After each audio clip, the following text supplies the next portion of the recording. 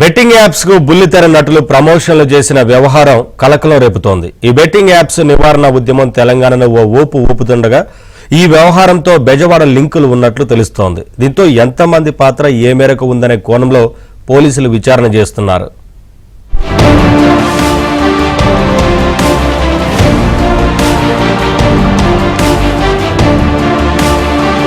రకరకాల యాప్ల్లో బెజవాడ బుకీలు బెట్టింగ్లు నిర్వహిస్తున్న వ్యవహారంపై ఎప్పటి నుంచో చర్చ నడుస్తోంది. కొద్ది రోజుల క్రితం జరిగిన వరల్డ్ ఛాంపియన్ ట్రోఫీలోనూ కోట్ల రూపాయల బెట్టింగ్లను బుకీలు నిర్వహించినట్లు తెలిసింది.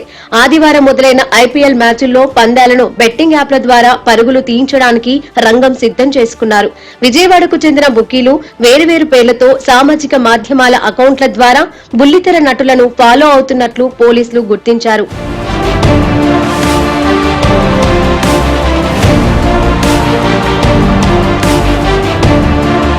బెట్టింగ్లు నిర్వహించడంలో 2 తెలుగు రాష్ట్రాల్లో పేరు మోసిన 2 వ్యక్తుల పేర్లు పోలీసులు గుర్తించినట్లు సమాచారం.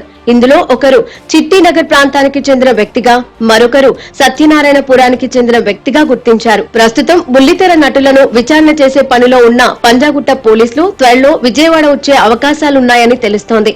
చిట్టినగర్ కు చెందిన వ్యక్తిపై ఇప్పటికే బెంగళూరు పోలీసులు కేసు నమోదు చేశారు. అతడు హైదరాబాద్ లో ఉంటూ విజయవాడలో బెట్టింగ్లను నిర్వహిస్తున్నాడు.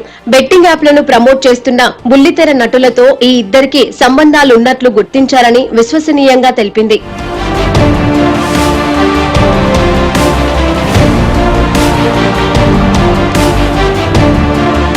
వారితో పాటు ఇంకా ఎవరెవరు ఉన్నారు అనే అంశంపై పోలీసులు ఆరా తీస్తున్నారు. చిట్టినగర్ కు చెందిన వ్యక్తి హైదరాబాద్ లో ఉంటూ ఇక్కడ సబ్ బుకీలను తయారు చేశాడు.